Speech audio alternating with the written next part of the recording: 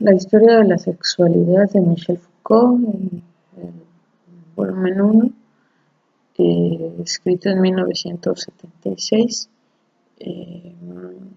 Bueno, los capítulos que revisamos se enfocan principalmente en analizar estos discursos y estas prácticas en torno a la sexualidad, que, como señala en el prólogo, tienen características de la época victoriana, en la que algo que me llamó la atención es que antes de la época victoriana había como más libertad en torno a los discursos y al hablar sobre la sexualidad. Posteriormente, en la época victoriana se instalan estos dispositivos y mecanismos de represión de la sexualidad. Algo importante que señala en torno a la sexualidad es el biopoder, de la manera en cómo se instaura el poder desde los cuerpos hasta las poblaciones. Esto es importante para comprender todos estos mecanismos vigentes en la actualidad en torno al disciplinamiento de los cuerpos. Algo que me gustaría hacer hincapié sobre esta disciplinamiento de los cuerpos, que se enfatiza más en los cuerpos femeninos, como ya habíamos revisado con Silvia Federici, ¿no? en Cacería de Brujas. Entonces, todos estos mecanismos en la vida cotidiana van teniendo más sentido en cómo se instauran desde niveles macro hasta micro, desde mecanismos para control de la población y mecanismos en control de los cuerpos individuales. Entonces, esto es importante porque de esta manera toman sentido muchas cosas, muchos discursos. Algo que también es muy importante, que esto lo señala en la segunda parte de El poder sobre la vida, es esta, o es en la otra, no me acuerdo. Bueno, cuando empieza a hablar sobre los discursos, como estos discursos también se puede ubicar perfectamente el ejercicio del poder sobre la sexualidad.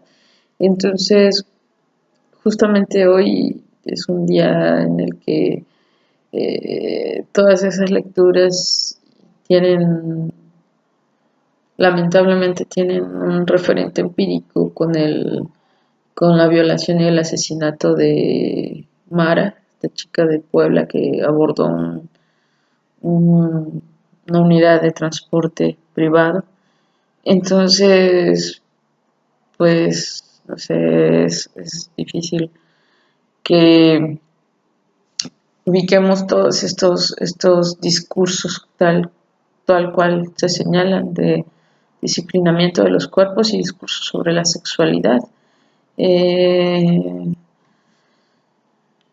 Bueno, también sobre hablar sobre esta biopolítica, ¿no? que tiene lugar en, en estas sociedades modernas. El aspecto científico que Foucault señala de cómo se empieza a construir este mecanismo de control sobre la sexualidad a partir de, primero por una parte de la religión y por otra parte, bueno, en conjunto con los discursos científicos. Entonces, cómo disciplinas como la psicología, la psiquiatría, la medicina tienen influencia en todas estas prácticas sobre la sexualidad y que tienen vigencia. Algo que me pareció importante también, este aspecto de la confesión, cómo lo aborda desde la religión, pero hay una parte específica en la que este tipo de confesión lo vincula con la tortura y de cómo estas confesiones tienen que legitiman ese uso de la violencia, ¿no? También cómo estos poderes que Foucault señala que no es exclusivo del Estado, sino de otras instituciones de control, desde la familia, la iglesia, la policía, la escuela, todos estos instituciones están insertas en este dispositivo de control de la sexualidad. En la segunda lectura que hicimos sobre el poder sobre la vida, es importante señalar cómo recuperar esta idea del soberano sobre el poder sobre los cuerpos, en donde también estos discursos se instalan, ¿no? Sobre la violencia hacia los cuerpos en pro de la defensa del soberano y del Estado. Este es como el paso para hablar hacia la necropolítica, en la que también el soberano tiene este poder sobre los cuerpos, y en donde decide quién vive y quién muere, ¿no? De esta manera se dispone de los cuerpos y de la vida de los sujetos. Esta idea del soberano a mí me ha causado como constantemente como esa pregunta de quién es el soberano, ¿no? Podríamos identificarlo en el Estado, en los dirigentes, pero en nivel más práctico puede ser esta instauración de la idea del soberano y de la seguridad, pero todas las acciones casi siempre recaen sobre individuos específicos, ¿no? Que están al servicio del soberano. Y eso es algo importante, ¿no? Esta instauración ideológica del control sobre los cuerpos, de esta biopolítica y también de la necropolítica. Entonces, considero que este libro de Foucault, en cómo define el poder, las relaciones de poder, los mecanismos, diversos mecanismos, son importantes para comprender este entramado de relaciones y de acciones de la vida cotidiana, como son estos feminicidios y desapariciones de mujeres, esta violencia sexual, porque queda claro que esta biopolítica, que es un continuum de esa violencia de siglos, ¿no? En los cuerpos femeninos, y que van cambiando los discursos, pero no los mecanismos.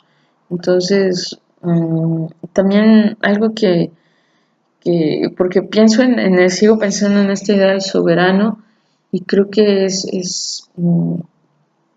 en las prácticas individuales, ¿no? Y de los discursos que justifican este tipo de violencia y esta necropolítica, ¿no? Que también se sostiene en discursos sobre las víctimas, sobre la violencia hacia los cuerpos, en legitimar ese uso de violencia en pro de un disciplinamiento y de un control de población, que no deja más que ser violento, ¿no? Y aunque Foucault señala que hay estas resistencias y que sin poder no hay resistencia, es complicado en justo días como estos de identificar qué es lo que se puede hacer como resistencia en contra de de este tipo de biopolítica en el que las mujeres somos esos cuerpos desechables que reciben toda la violencia en todos los sectores, en todos los niveles. Y pues no me queda más que pues seguir pensando en estas teorías y ubicarlas precisamente en qué niveles, en qué acciones concretas tienen lugar. Y pues nada más, hoy es un día complicado, y pues creo que sería prudente gritar todos juntos el nombre, no nada más de Mara, sino de todas las mujeres que han sido violentadas y asesinadas en estos últimos meses que han sido terribles a nivel nacional. Es todo lo que puedo decir hoy.